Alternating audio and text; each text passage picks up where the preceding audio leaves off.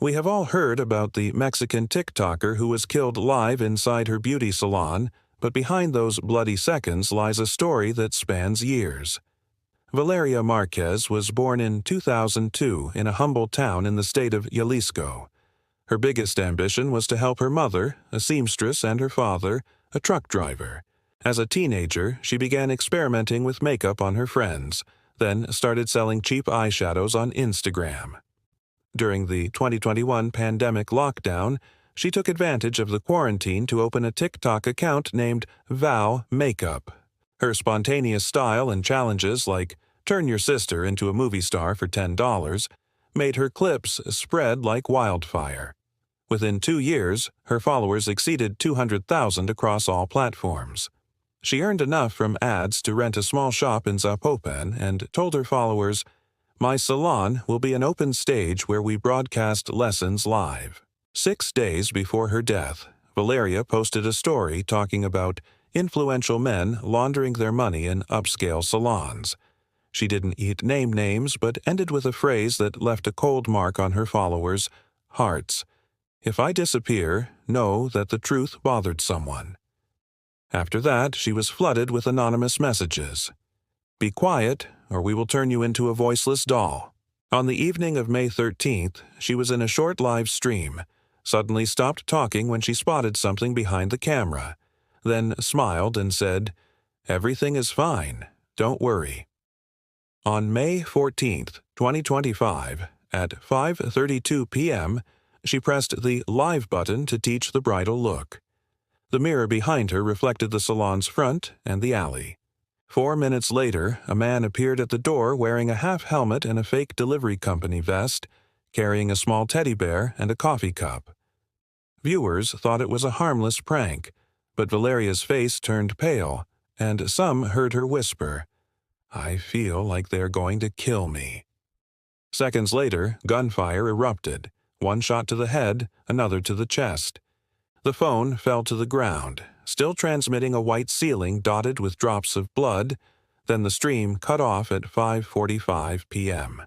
Hundreds of her followers, realizing the scene was real, flooded emergency lines with calls. When the police arrived, the killer had jumped behind his accomplice on a black motorcycle without plates and fled amid the crowd.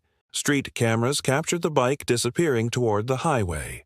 The execution style perfectly matched the signature of the New Generation Jalisco cartel, a Mexican gang that prefers crimes on motorcycles to vanish into the city within seconds. Just 2 hours before Valeria's assassination, a local deputy in Guadalajara was killed in the same manner. The deputy was under investigation for money laundering in a network of upscale beauty salons. Valeria's salon was not targeted in corruption files, but her post about men of influence suddenly linked her name to that network. Surveillance footage showed a prominent tattoo on the executor S hand resembling the cartel S Zapopan branch logo, prompting the prosecution to offer a 2 million peso reward for any information leading to him.